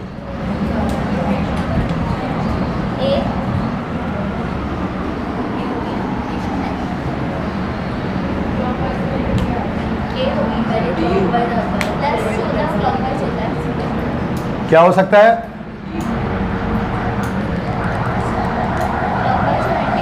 क्या करो अहमद? D, B. हाँ, ये बड़ा एक बच्चे सोचते हैं ऐसा मैं टॉर्क की सूरत में अप्लाई कर रहा होता उसमें, clockwise torque, anti clockwise torque. इसका सही ऑप्शन है बेटा पता है डी, ए ना B. 2 quantum number mechanical spins in states which have no classical analog. देखो, प्लस हाफ माइनस हाफ में से किसी का मतलब ये नहीं होता है कि कौन सा क्लॉकवाइज है कौन सा एंटी क्लॉकवाइज है। प्लस हाफ माइनस हाफ बस ये शो कर रहा होता है कि दोनों एक दूसरे के अपोजिट हैं। अगर एक क्लॉकवाइज है दूसरा एंटी क्लॉकवाइज, आप किसी को भी क्लॉकवाइज और किसी को भी एंटी क्लॉकवाइज कह सकते हो। कोई एनालॉग नहीं है इसके अंदर, कोई रिलेशनशिप नहीं है इसके अंदर। किसी किताब में दुनिया की आप नहीं पढ़ोगे कि प्लस हाफ क्या होता है माइनस हाफ क्या होता है। हर जगह लिखा होता है कि बस ये दोनों अपोजिट पेयर्स को शो करते हैं बस। अब किसी को भी आप क्लॉकवाइज कह दो, किसी को भी एंटी क्लॉकवाइज कह दो, कोई फ़र्क नहीं पड़ता इससे। बट ये होना चाहिए कि दोनों एक दूसरे के एडिटिव इन्वर्स होते हैं, एक प्लस और एक माइनस में होता है। समझ गए? तो ना ए ऑप्शन है ना बी ऑप्शन, दोनों गलत है जो आप लोग बताना चाह रहे हो। नहीं सुना था कभी आपने ये बात? तो इंटरनेट गूगल करोगे तो कभी भी नहीं आएगा कि प्लस हाफ क्या होता है माइनस हाफ क्या होता है। वो यही बोलेंगे कि उसमें कोई रिलेशनशिप नहीं है। आपकी मर्जी है। क्वेश्चन, नेक्स्ट क्वेश्चन देख लें।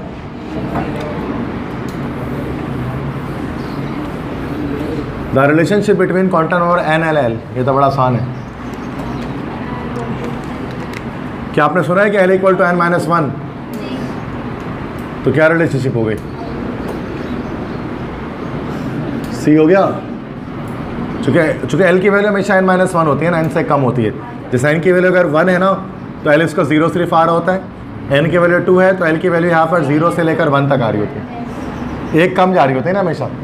ये भी कहते हैं 0 to n माइनस 1 अगर l निकालना है तो। ऐसा ही है, l इक्वल टू 0 2 है, कुछ लोग ऐसे भी लिखते हैं, एक पीछे तक रहती है, मतलब n वैल्यू जितने भी उससे एक कम तक l आ रहा होता है। जैसे अगर थर्ड सेल के n की वैल्यू 3 है तो l की वैल्यू 0 1 2 तक जाएगी बेटा, उससे ऊपर नहीं है उसमें। ऐसा ही है, तो B option, C option correct हो गया। चलो बेटा आ जाए। Maximum number of electrons in a sub shell is given by. Sub shell में नंबर ऑफ इलेक्ट्रॉन कैसे निकाल सकते हैं? किसी 2 × 2l+1 ना बी है भाई। देखो 2l+1 हमें सिर्फ ये बताते हैं नंबर ऑफ सब शेल, कि सब शेल कितने होंगे, या फिर आप कह लो कि नंबर ऑफ ऑर्बिटल्स कितने होंगे। और हर ऑर्बिटल में जो 2 इलेक्ट्रॉन होते हैं तो टोटल नंबर ऑफ इलेक्ट्रॉन बी बताएगा आपका। जैसे मिसाल के तौर पे एस में कितना इलेक्ट्रॉन आएगा तो 2 × 2l+1 से निकालूंगा ना बेटा, ये हो जाएगा 2 × 0+1, तो सही है ना, 2 आ गया। पी में निकालोगे तो 2 × 2 × 1+1, ठीक है, तो ये कितना आ गया? 6 आ गया। तो किसी सब शेल में कितने इलेक्ट्रॉन होते हैं वहाँ पर क्या निकलेगा? 2 × 2l+1 से, बी ऑप्शन से निकलेगा। और अगर आपसे सिर्फ बोले कि नंबर ऑफ ऑर्बिटल्स बताने हैं तो वो हमारा डी ऑप्शन निकलेगा, ठीक है। ओरिएंटेशंस मतलब बतानी है तो फिर मसला। How many orbitals of all kinds are possible in n = 2 level?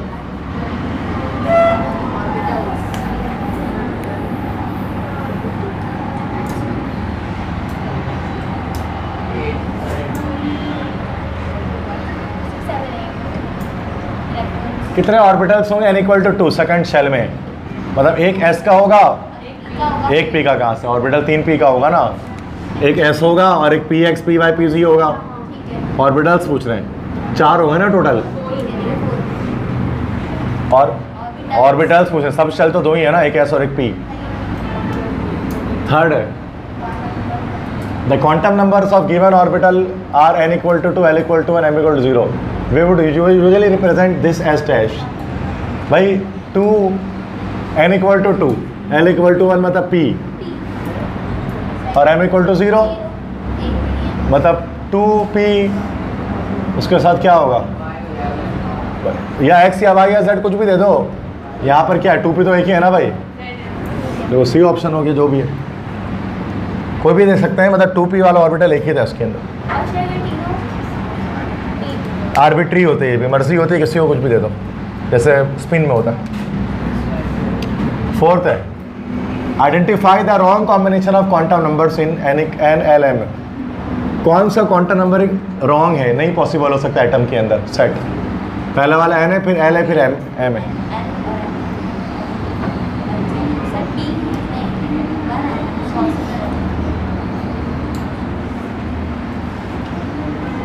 देखो 100 फर्स्ट है, इसमें 0 हो सकता है एजिमुथल, और 0 आपका मैग्नेटिक, तो ये तो नहीं है, हटा दो।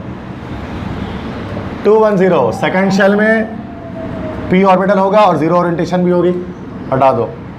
समझ गए, ए और बी नहीं हो सकता, रॉन्ग कॉम्बिनेशन बताना है। थर्ड में आ जाओ, 3 होगा, थर्ड शेल है, उसमें n equal to 2 मतलब d होगा, d ऑर्बिटल, और डी ऑर्बिटल में -2 भी होता है, -2 -1 0 +1 +2 होता है ना, मतलब हमारा डी ऑप्शन ही रॉन्ग कॉम्बिनेशन होगा, भले आज सर देखें ना देखें, मैं आपको दिखा देता हूँ। 212 मसला पता है कहाँ आ रहा है, जो थर्ड है सेकंड शेल है, ठीक है बिल्कुल, उसमें 2 सब शेल होंगे, 1 का मतलब अगला क्या हो गया, पी सब शेल। अब पी सब शेल के अंदर ओरिएंटेशन या तो 1 होगा, या तो +1 होगा, या 0 होगा, या -1 होगा, 2 तो नहीं हो सकता ना भाई। तो ये हमारा जो डी है वो रॉन्ग कॉम्बिनेशन है, पॉसिबिलिटी ही नहीं है कि आपका डी बन सके। बाकी तीनों हो सकते हैं सेट्स, लेकिन डी वाला सेट नहीं बन सकता। समझ गए बात। नेक्स्ट है which set of quantum number represents 19th electron of copper atom.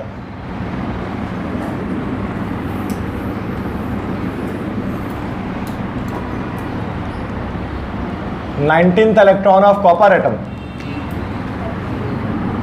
Copper वैसे होता कितना है, 29 होता है ना, 1s2 2s2 2p6 3s2 3p6 6 7 8 9 10 11 12 12 6 18 4s2 4s1 कह लेते हैं उसको भी, यही 19th इलेक्ट्रॉन है ना इसका, ठीक है बेटा। इसके n की वैल्यू कितनी आ गई, 4 और s 0, l की वैल्यू 0 आ गई, और m की वैल्यू कितनी आ जाएगी, 0 ही आ जाएगी, और स्पिन क्वांटम नंबर कुछ भी दे दो, बताओ क्या हो गया, ए हो गया।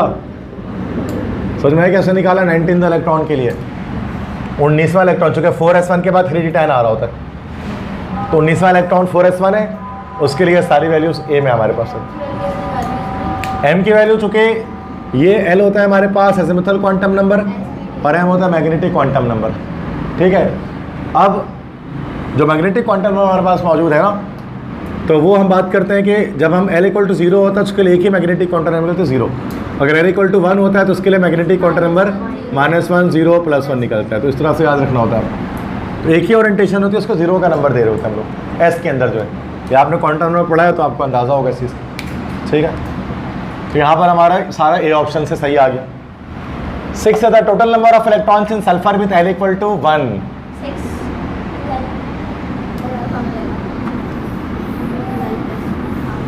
सल्फर में कितने इलेक्ट्रॉन होंगे जहाँ l = 1 हमारे पास आएगा,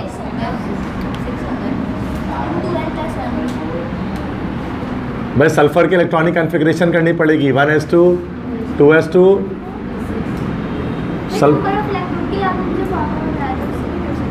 नहीं, बिल्कुल नहीं।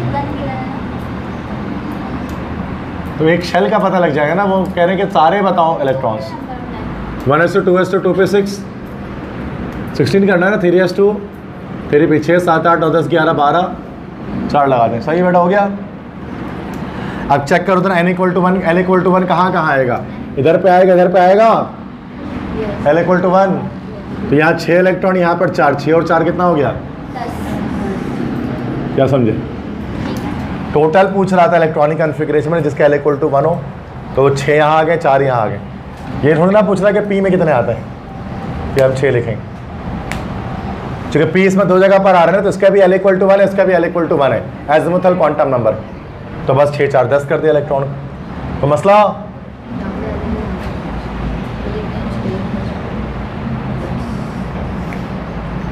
समझ में आ रही है बेटा? सबको डन है? कुछ पूछना है? लास्ट इलेक्ट्रॉनिक कॉन्फ़िगरेशन में दिखा देता हूँ, बस ये ख़त्म है। इलेक्ट्रॉनिक कॉन्फ़िगरेशन लास्ट टॉपिक चल रहा है, आसान होता है इलेक्ट्रॉनिक कॉन्फ़िगरेशन। चलो बेटा बताओ। No two electrons can have the same set of 4। बिल्कुल, पॉली एक्सक्लूजन प्रिंसिपल, सही कहा। नाउ डाउ को 2014 के MCQs हैं। Nitrogen and phosphorus have 3 of their valence electrons unpaired because of dash. होर्न्स रूल के लिहाज से बिल्कुल, क्योंकि Px1 Py1 Pz1 आ रहा होता है ना इसमें, होर्न्स रूल की वजह से आ रहा होता है अनपेयर्ड इलेक्ट्रॉन्स। क्लियर है? पता है ना, ये तो बेटा आसान बात है, आसान होते हैं इलेक्ट्रॉनिक कॉन्फ़िगरेशन के MCQs। Which rule is violated in the following electronic configuration? Pauli's exclusion principle. 1s2 2 पे 3s3 पे 6 4s3। यस, एस पे इलेक्ट्रॉन 2 से ज़्यादा आ गया तो फिर यहाँ पॉली एक्सक्लूजन प्रिंसिपल वायलेट हो गया। आपको किया था ऐसा सवाल फर्स्ट में आप लोगों ने, वायलेशन वाला, बिल्कुल सही। विच of the following pairs has identical electronic configuration? दोनों में से किसके इलेक्ट्रॉनिक कॉन्फ़िगरेशन सेम होगी? तो बेटा नंबर ऑफ इलेक्ट्रॉन्स निकाल लो। जो आइसो इलेक्ट्रॉनिक स्पीशीज़ होंगे उनके इलेक्ट्रॉनिक कॉन्फ़िगरेशन भी सेम आएगी। तो आप बताओ सेम नंबर ऑफ इलेक्ट्रॉन किस पेयर में? यस, बी में है sodium positive, yes 10 electron, oxygen का 8 होता है, बिल्कुल 10, बिल्कुल सही कहा। इनके इलेक्ट्रॉनिक कॉन्फ़िगरेशन सेम आएगा, जो दोनों के 10-10 इलेक्ट्रॉन होंगे। बाकी सब में नहीं आ रहा था, मैं चेक नहीं कर रहा, ठीक है ना, आगे बढ़ रहा। सही है ना बेटा? Okay 5। Which of the following is the wrong configuration? NAD 2012। C. 1s2 2s2 2px2 2py। हाँ, होर्न्स रूल वायलेट हो गया ना, सी ऑप्शन, क्योंकि 2px 2 और 1 आ गया ना, तो 1 1 1 फिल हो रहा था, Z पे एक होता। सही है? तो मसला नेक्स्ट है। Which of the following electronic configuration represents an element to form a simple ion with a charge of -3? कौन से इलेक्ट्रॉनिक कन्फिग्रेशन -3 चार्ज हमारे पास बना देगी? -3 चार्ज तो मुराद के 5A ग्रुप के एलिमेंट, लाइक मतलब कौन से इलेक्ट्रॉनिक कन्फिग्रेशन का चार्ज -3 निकल सकता है? ग्रुप 5A का निकल सकता है ना भाई, नाइट्रोजन। तो नाइट्रोजन की कन्फिग्रेशन कहीं दिख रही है क्या आपको, या फास्फोरस की दिख रही होगी? सी लग रहा है। 1s2 2s2 2p 3s2 3p, या 3 + 2 5 आ गया। अब ये 5 3 इलेक्ट्रॉन लेकर अपना ऑक्टेट कंप्लीट करेंगे, तो -3 चार्ज इनके ऊपर आएगा। समझ गए? तो ये बस ये आखिरी के इलेक्ट्रॉन्स को ऐड कर दिया, 5A ग्रुप आ गया। तो 5A ही निकालना था। जो 5A वाले क्या करते हैं, इनकी -3 वैलेंसी निकल रही होती है, पता है सबको? ठीक है, तो सी कहा, आयशा ने ठीक बताया। नहीं, चार्ज जो बना सकता है -3, साथ नहीं उसके, जो -3 बना सकता है। represents an element that forms a simple ion with a charge of -3, जो बना सकता है, बना हुआ नहीं, ठीक है ना। नेक्स्ट है, which one of the following does not contain either an unpaired electron or an unpaired s electron or unpaired p electron? जिस बताएं किसके अंदर s और p दोनों में अनपेयर्ड इलेक्ट्रॉन नहीं आएगा, ना s में ना p में। अनपेयर्ड में तो अकेला इलेक्ट्रॉन नहीं आएगा। किसकी इलेक्ट्रॉनिक कन्फिग्रेशन की जाएगी? तो अनपेयर्ड इलेक्ट्रॉन ना s में आएगा ना p में आएगा। करनी पड़ेगी। बिल्कुल करनी पड़ेगी। सल्फर का 32, सल्फर माइनस है शायद, यस माइनस लग रहा है। चलो मैं उसको बता देता हूँ आपको। Does not contain either an unpaired s electron और एन अनपेयर्ड p इलेक्ट्रॉन। देखो क्रोमियम तो नहीं होगा, क्योंकि एंड में आकर ये 4s1 3d5 हो जाता है, अनपेयर्ड इलेक्ट्रॉन आ रहा है, सही है, तो ये तो नहीं होगा। स्कैंडियम का होता है 21, यस। चलो बाकी देखते हैं। सल्फर -1, सल्फर -1 ये हो गया 1s2 2s2 2p6 3s2 3p4 3p4 और -1 आने का मतलब 3p5। अब 3p5 को जब तुम खोलोगे px py pz में, तो क्या होगा? 1 2 3 4 5 आ जाएगा। तो ये इस तरह से ये भी नहीं हुआ। स्कैंडियम डायरेक्ट बताता हूँ 4s2 3d1 नहीं है, डी में आ रहा है अनपेयर्ड, लेकिन एस और पी में तो नहीं आ रहा। जर्मेनियम, जर्मेनियम कौन सा था? 4a ग्रुप होता है, कार्बन सिलिकॉन जर्मेनियम। जर्मेनियम का आएगा 4s2 और 4s2 नहीं आएगा, जो भी आएगा s2 होगा और p पर भी 2 होगा ना, तभी 4a ग्रुप बनेगा। शॉर्टकट मार रहा हूँ। अब तो p का जब 2 बनेगा तो कैसे बनेगा?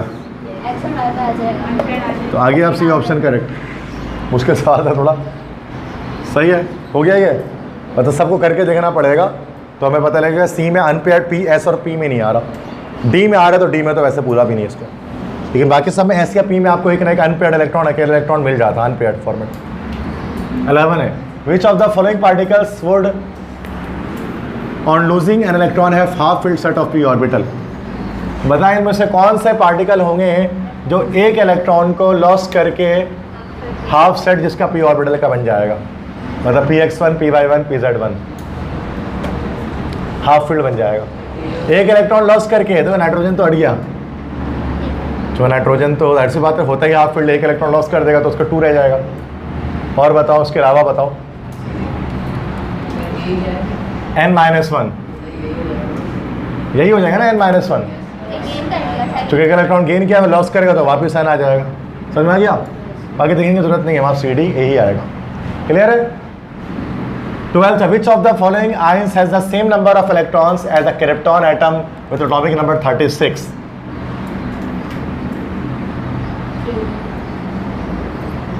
कौन से आयन, आयन तो कोई भी नहीं है इसमें से भाई,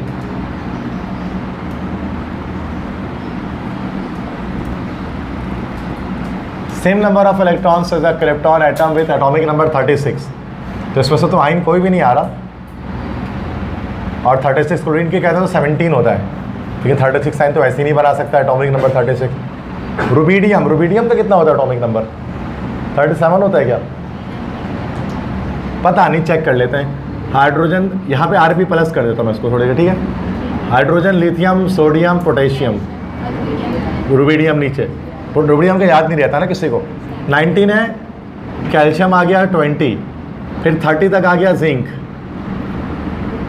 फिर 30 के बाद 6 एलिमेंट और आए पी वाले 36, बिल्कुल। रुबीडियम 37 है और रुबीडियम में प्लस चार्ज आ गया तो एक इलेक्ट्रॉन लॉस करके 36 हो गया, तो ये Rb में प्लस होना चाहिए था। तो इसका क्रिप्टॉन जैसी आएगी कन्फिग्रेशन Rb प्लस की, 36 इलेक्ट्रॉन वाली, सही। तो यहाँ प्लस चार्ज होता सब में, मतलब इसमें शायद माइनस होगा, इसमें प्लस होगा, इस तरह से आ रहा होगा। ऐसा ही सवाल गलत था थोड़ा, वो मसला।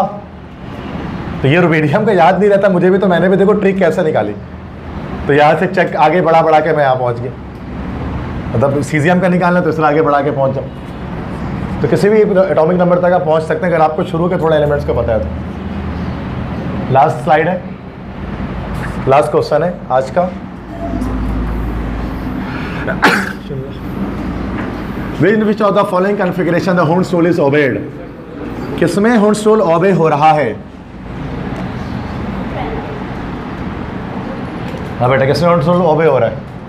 ये क्या बोलते हैं, अनपेयर्ड मैनर में फिल करना पहले अकाउंट, पहले बाद में पेयरिंग करेंगे। In which of the configuration you can follow that Hund's rule यहाँ पर फॉलो हो रहा है। देखो मुश्किल है सवाल क्या?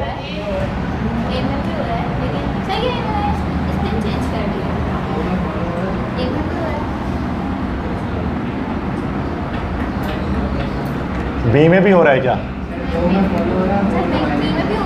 डी में तो हो नहीं रहा, सी में भी नहीं हो रहा। ये सब सेम स्पिन वाले आते हैं ना शुरू में, पहले सारे क्लॉकवाइज पे सारे एंटी क्लॉकवाइज।